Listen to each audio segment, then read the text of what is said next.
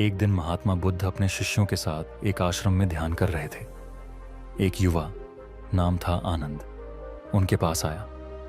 आनंद एक धनवान व्यापारी का बेटा था, लेकिन उसके मन में अस्थिरता और बेचैनी थी। उसने बुद्ध से कहा, महात्मा, मैं अपनी इच्छाओं, क्रोध और डर से परेशान हूं।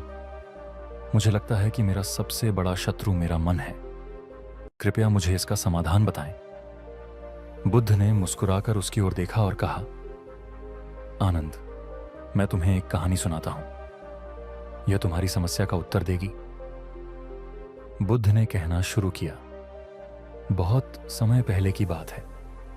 एक गांव में दो योद्धा रहते थे। दोनों एक दूसरे से पूरी तरह विपरीत थे। पहला योद्धा साहसी, शांत और धैर्यवान था। वह हर स्थिति में समाधान खोजने की कोशिश करता। दूसरा योद्धा जल्दबाज, गुस्सैल और हमेशा असंतुष्ट रहता था। एक दिन दोनों योद्धाओं के बीच एक भीषण लड़ाई शुरू हुई। लड़ाई इतनी तीव्र थी कि पूरा गांव यह देखने के लिए इकट्ठा हो गया कि कौन विजयी होगा।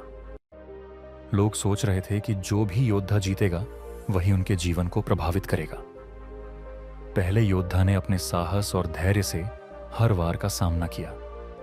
उसने अपने गुस्से पर नियंत्रण रखा और शांत मन से लड़ाई की योजना बनाई।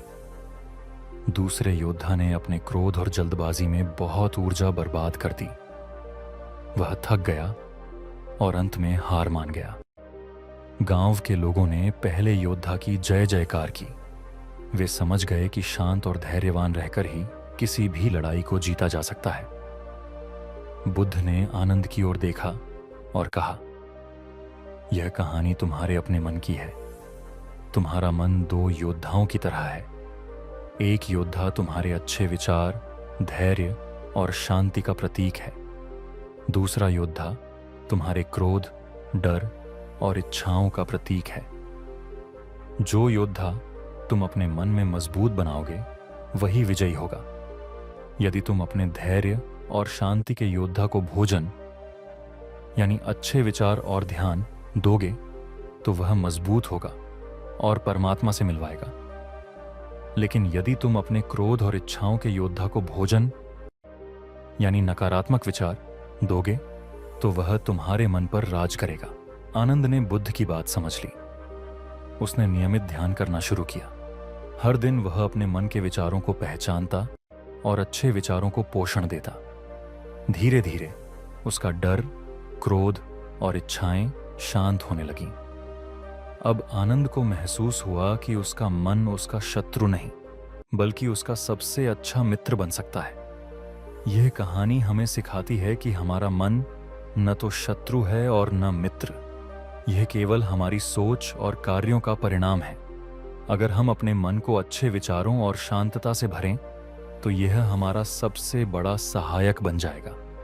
लेकिन अगर हम इसे नकारात्मकता और गुस्से से भर दें तो यह हमारा सबसे बड़ा शत्रु बन सकता है। दोस्तों, इस कहानी को अपने जीवन में अपनाएं। अपने मन को अपने मित्र में बदलें। ध्यान और अच्छे विचारों से अपने जीवन को बेहतर बनाएं। अगर यह कहानी आपको प्रेरित करे तो इसे दूसरों के साथ साझा करें।